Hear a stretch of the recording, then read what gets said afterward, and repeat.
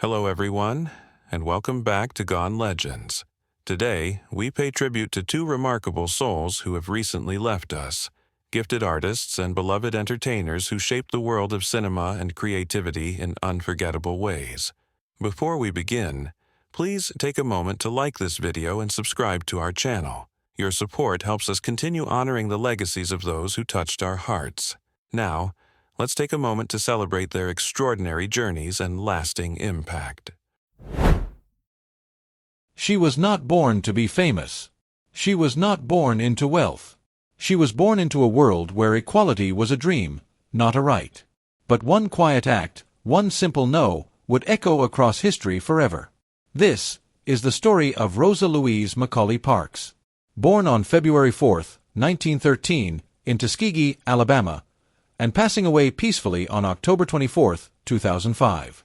A seamstress by trade, a civil rights icon by destiny. Rosa Parks grew up in a time when the color of your skin decided everything. Where you could sit, where you could eat, where you could drink, even where you could dream.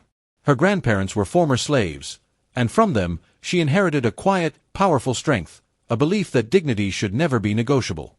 As a little girl, she walked miles to school while white children rode buses. She saw hate up close, and yet, she never let it consume her heart. Instead, she carried inside her a flame, small, but steady, a belief that someday, things could change. By her teenage years, Rosa had already faced the cruelty of segregation head-on. But she also found purpose. She joined the NAACP, the National Association for the Advancement of Colored People, and worked quietly behind the scenes, documenting injustices, helping victims, and standing firm for the voiceless. 4 years, she was a silent soldier, a woman doing what she could, while history seemed to stand still. Until that one fateful evening in Montgomery, Alabama, on December 1, 1955. Rosa Parks boarded a bus after a long day at work. She was tired, not just in her body, but in her soul. When the driver ordered her to give up her seat to a white passenger, she looked up, calm and unwavering, and said one of the most powerful words in human history, "No." It was not shouted. It was not violent. It was simple. But it was the "no" heard around the world. Her arrest sparked what would become the Montgomery bus boycott, a movement led by Dr. Martin Luther King Jr., lasting 381 days, crippling the city's transportation system and marking the true beginning of the civil rights movement. That one act of courage, from a woman often described as quiet and humble, ignited a revolution. She lost her job. Her husband, Raymond Parks, also lost his. They faced harassment, death threats, and the heavy price of standing up to injustice. But Rosa never wavered. She moved north, to Detroit, and continued her fight for equality, supporting marches, mentoring young activists, and working for a better America. For her, the struggle didn't end when the buses were integrated. It continued, in the fight for jobs, housing, education, and dignity for all. Rosa Parks received countless honors during her lifetime: the Presidential Medal of Freedom, the Congressional Gold Medal, and dozens of other awards recognizing her bravery and strength. But she never saw herself as a hero. In her own words, she said, "I would like to be remembered as a person who wanted to be free, so that other people would be also free." Behind her calm demeanor, there were battles we rarely saw. Financial struggles, health challenges, moments of loneliness. But she never gave up hope. When Rosa Parks passed away in 2005, at the age of 92, the entire nation mourned. Her body lay in honor in the U.S. Capitol, a tribute reserved for the rarest of American heroes. And as thousands lined up to pay their respects, it wasn't just to honor a woman who once refused to move, but to thank her for helping an entire nation move forward. Her courage became a seed that grew into marches, movements, and milestones, from the Civil Rights Act to the Voting Rights Act, to every single person who dares to stand against injustice today. Rosa Parks proved that power doesn't always come with noise. Sometimes, it's quiet. Sometimes, it's tired. Sometimes, it's sitting down when the world tells you to stand up. To Rosa Louise Macaulay Parks, you showed humanity that courage can fit inside the smallest frame, that change can begin with one person, one decision, one moment of truth. You taught us that dignity is not granted by others, it is claimed by ourselves. You may have left this world, but your seat on that bus became a throne of history. Your name, forever written in the story of freedom. Thank you, Rosa Parks, the woman who sat down, so that the world could finally stand up. In a world that often worships perfection, beauty, and size, there comes a man who redefined what it means to be larger than life. A man who stood barely 5 feet tall, yet his spirit towered over Hollywood itself. This is the story of Daniel Michael DeVito Jr., born on November 17, 1944, in the quiet seaside town of Neptune Township, New Jersey, USA. A man who turned laughter into power and challenges into triumphs.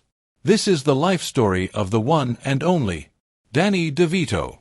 Danny was born into a hard-working Italian-American family. His father, Daniel Sr., ran a small business, a dry-cleaning shop, and his mother, Julia, cared deeply for her children. Money was tight, life was simple, and dreams often felt far away. But even as a child, Danny had something special, a spark, a mischievous glimmer in his eyes, a spark that hinted he was meant for something bigger. Yet, childhood wasn't always easy. Danny was diagnosed with Fairbanks disease, a rare genetic condition that affected his bone growth. While his friends grew taller, Danny stayed small, and that difference became a target for teasing, jokes, and whispers. But instead of breaking him, it shaped him. He learned early that if people were going to laugh at him, he'd make sure they were laughing with him. That was his first act of courage.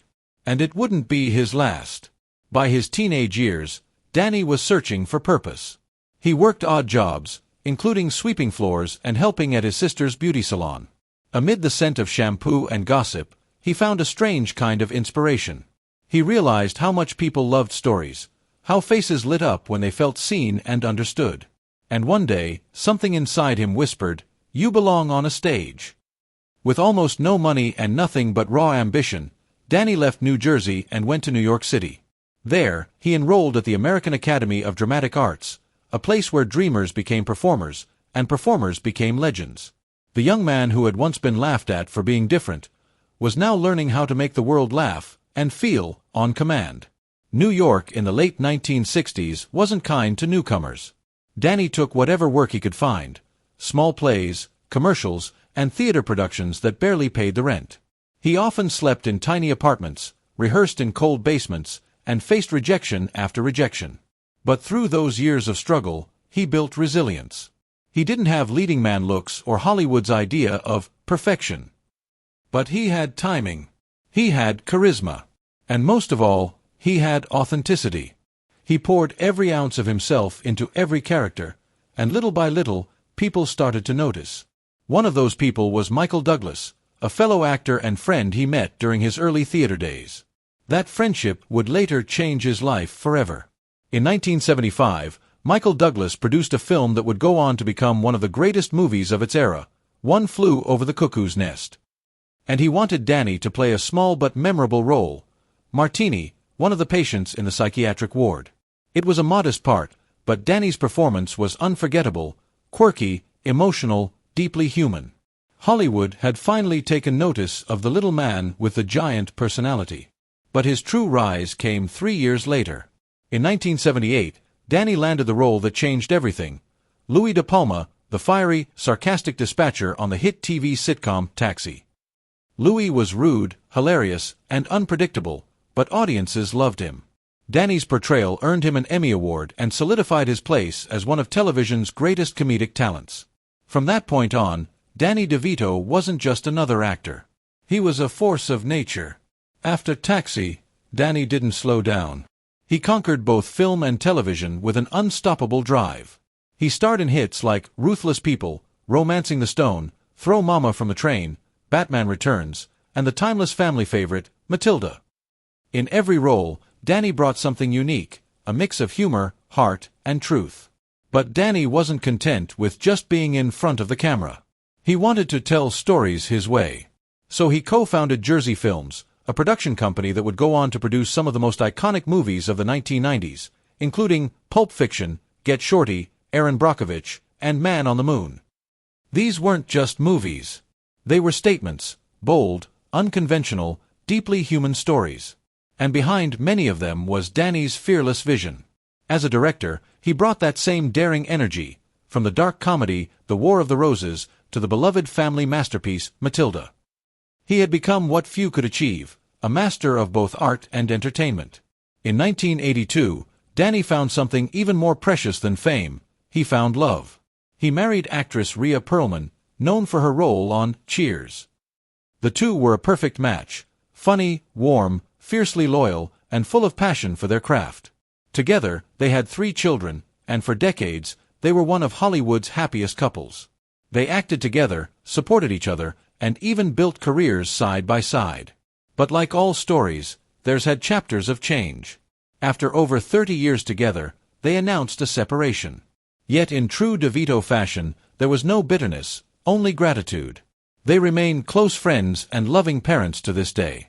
Their story is a rare example of Hollywood love, real, imperfect, but enduring. For all his success, Danny never forgot what it felt like to struggle. Even as his fame grew, he faced moments of deep introspection. The pressure to stay relevant, the weight of public image, the reality of aging in an industry that worships youth, it wasn't always easy. But Danny never pretended. He embraced his imperfections, his size, his quirks. He often said that his height, once a source of pain, became his greatest advantage, because it made him different. It made him memorable. He learned to laugh at life, and in doing so, he taught millions to do the same. As decades passed, many actors of his generation faded into memory. But not Danny. In 2006, he took on a role that once again redefined his career.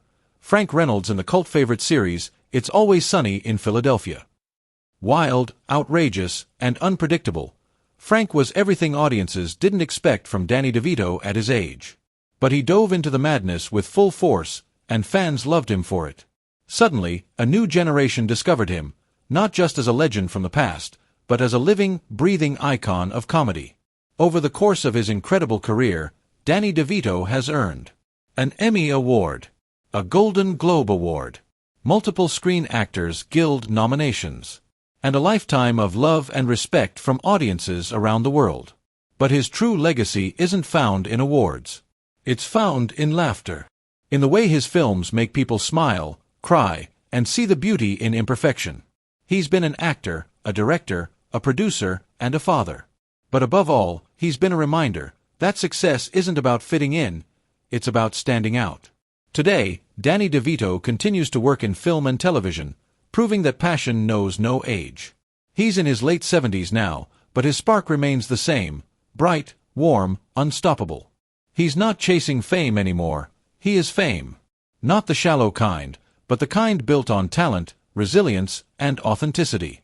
He continues to mentor young actors, use his platform for good, and make appearances that remind us why we fell in love with him in the first place.